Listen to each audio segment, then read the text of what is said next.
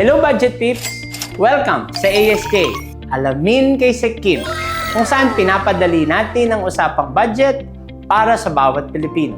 May mahalaga akong tanong sa inyo. Kung marami kang gagawin, halimbawa, gusto mong magbakasyon, may plano ka na kung saan ka pupunta, meron kang itinerary, may listahan ka ng mga restaurant na gusto mong subukan, excited ka na. Pero kapag tinanong ka kung magkano ang budget mo at saan manggagaling ang pera, ang sagot mo ba ay, bahala na si Batman? Boss! Hindi pwede yun, Budget Peeps. Dahil hindi sapat na maganda lang ang plano. Kailangan malinaw rin kung paano ito popondohan. Kung ang National Expenditure Program o NEP ang nagsasabing ito ang plano ng gobyerno, ang Budget of Expenditures and Sources of Financing o BESF naman ang sumasagot sa tanong na paano natin ito kayang pondohan. Ang BESF ay isang mahalagang dokumentong inihahanda kasabay ng panukalang national budget. Dito makikita ang kabuuang fiscal program ng ating pamahalaan at ang mga pangunahing economic assumptions na ginamit sa pagbuo ng ating budget. Kasama rin dito ang mga inaasahang galaw ng ekonomiya, ang plano ng paggastos ng ating gobyerno, ang ating inaasahang kita o revenues at kung paano tutugunan ang anumang kakulangan sa ating pondo. Sa madaling salita, ang BESF ang nagpapaliwanag kung saan manggagaling ang perang gagastusin. Saan nga ba nanggagaling ang pondo ng gobyerno? Malaking bahagi nito ay mula sa revenues o kinikita ng pamahalaan. Kabilang na dyan ang mga buwis, taxes, fees at iba pang mga koleksyon. Ang mga pondong ito ang ginagamit upang tustusan ng edukasyon, kalusugan, infrastruktura, ayuda, seguridad, agrikultura, transportasyon, at iba pang serbisyo ng ating pamahalaan. Pero paano kung mas malaki ang kailangang gastusin kaysa inaasahang kikitain? Dito rin ipinapakita sa BESF ang financing plan ng ating pamahalaan.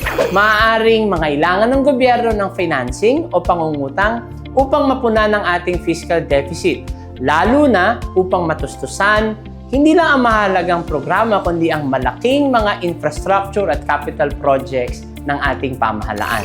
Pero hindi ibig sabihin ito na pwedeng umutang na walang limitasyon. Tulad sa personal na budget, kailangan pag-aralan kung magkano ang kayang bayaran, para saan gagamitin ang uutangin, at kung makakatulong ba ito sa ekonomiya at sa mga mamamayan. Budget Peeps, isipin natin ang pagtatayo ng bahay. Ang NEP, ang architectural plan.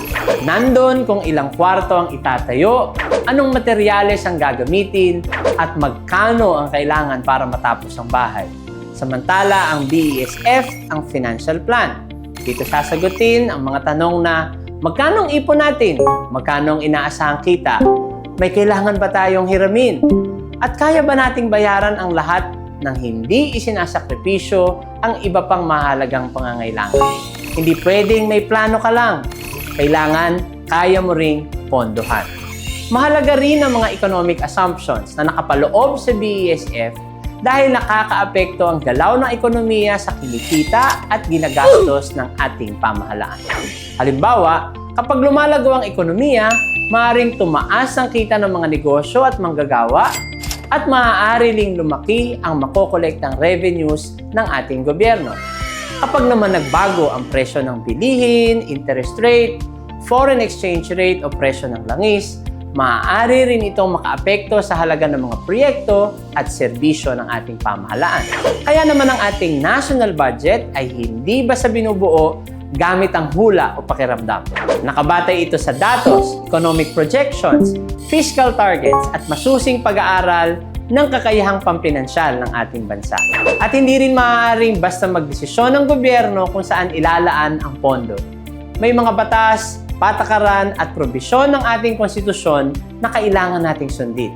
Halimbawa, nakasaad sa ating 1987 Constitution na dapat bigyan ng pinakamataas na prioridad sa budget ang edukasyon. Ipinapakita nito na ang pagbuo ng national budget ay hindi lamang usapin kung magkano ang available na pera. Usapin din ito ng pagpili kung alin ang pinakamahalaga at kung paano magagamit ang limitadong pondo upang matugunan ang pinakamaraming pangangailangan ng sambayanan. Kaya tandaan ninyo, Ang NEP ang nagpapakita ng mga programang naispondohan ng pamahalaan. Ang BESF naman ang nagpapaliwanag kung saan manggagaling ang pondo at kung papaano mapapanatili na responsable at kayang tustusan ang buong national budget. Dahil ang responsableng pagbabudget ay hindi lamang tungkol sa paggastos.